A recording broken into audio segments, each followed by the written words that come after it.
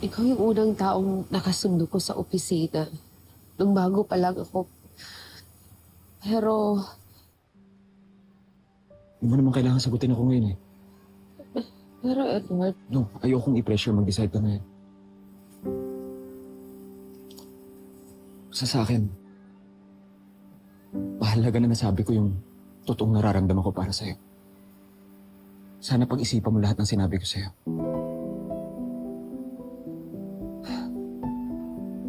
Marge,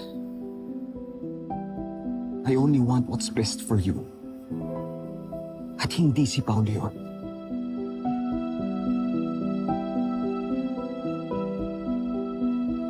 Salamat. Pinakinggan mo ako, ha? See you at work.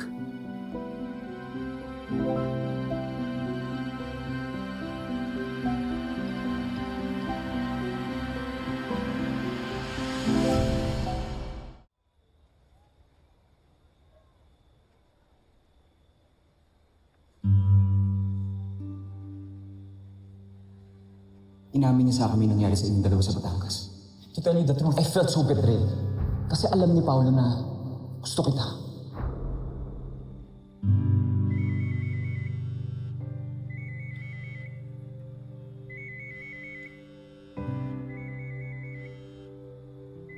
Salamat nga pala, naging yaya ka kay Jobert kanina, kahit sandali lang. Alam mo, minsan kasi, kailangan mo lang aminin dyan sa sarili mo na kailangan mo ng tulong. Ganito pala yung pakiramdam na may karamay sa mga pasan ko.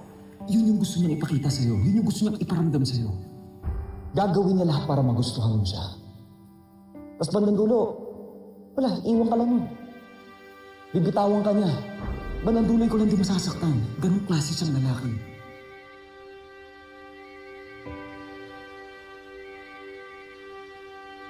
Sabihin, ate. Ha? Sabihin, tumatao. Si Paolo. Bakit di mo sagot? Takot sa'yo, bakit? Kasi late man.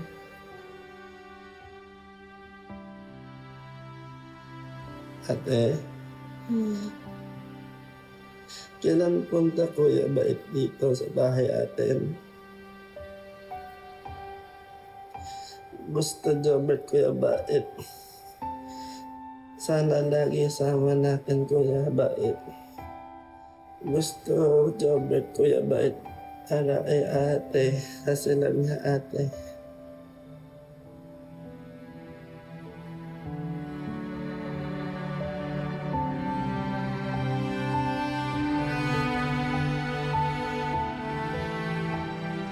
Aiko, hindi na. It's your morning.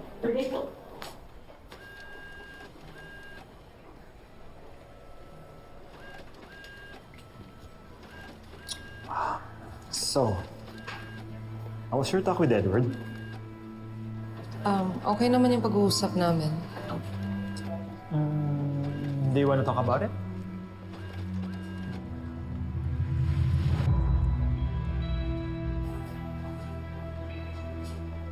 I don't think this is an appropriate place to talk about it, sir.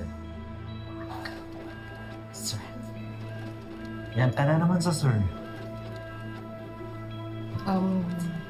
Pasensya ka na. Marami pa kasi akong kailangan na sikasuhin, sir. Excuse me. Yung copies mo,